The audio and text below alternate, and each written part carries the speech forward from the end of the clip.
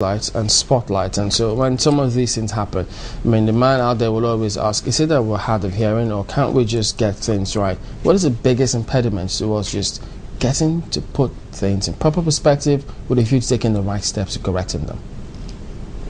Well, you know, the situation of security in Nigeria is, discussing it really is becoming very, very boring day by day, for the simple reason that all the things that ought to have been done are not done, and the only thing you hear are pronouncements and counter pronouncements, but no action. So when government is not ready to do its own job, of course you are in trouble, because it is that is their own duty, to guarantee security of every citizen and property of the country.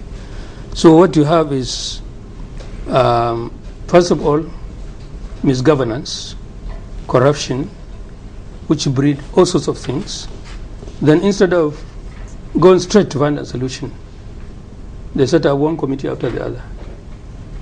And the results of those findings, whatever they are worth, you never know what happened. Then they will be dumped somewhere. I don't even think they go to the archives.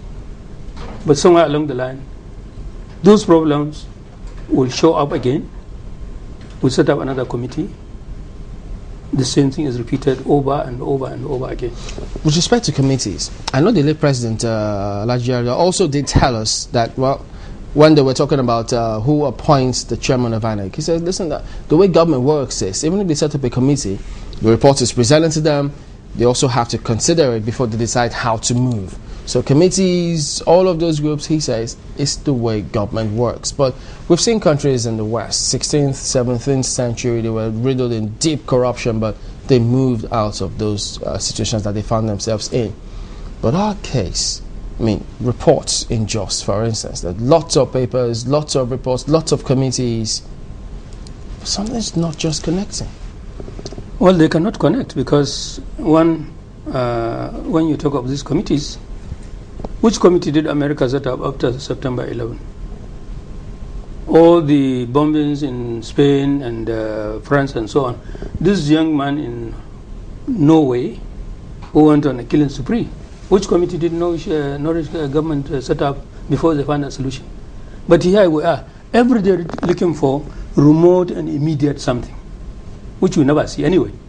Becomes neither here nor there. But the issue is that once you really hijack government, you find yourself in public office and you are not really ready. It's just an opportunism kind of situation. Then anything you do is okay.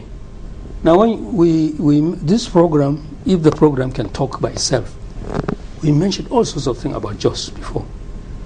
But you are not going to find any solution to JOS problem as long as the leadership in that particular place called Plateau will not really change its mind and do the right thing.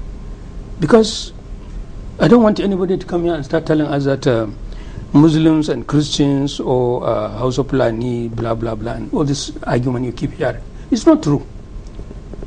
Anybody who wants to argue about this thing, for goodness sake, go back to Solomon last time, 1979 to 1983.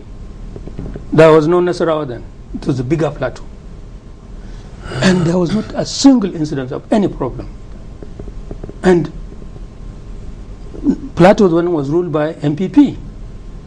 At that time, you had the ruling party at the national level called MPN. MPN was not really a respecter of laws and rules and regulations.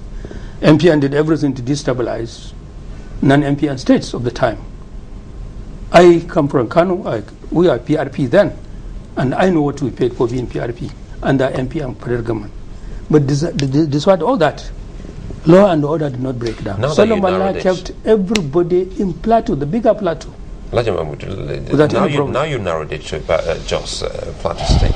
At that time, 79 to 83, the time when we had an NPN government, was it that there were no cases of settlement, maybe the House or the Fulanis coming in to settle in that particular place in the bigger Plateau?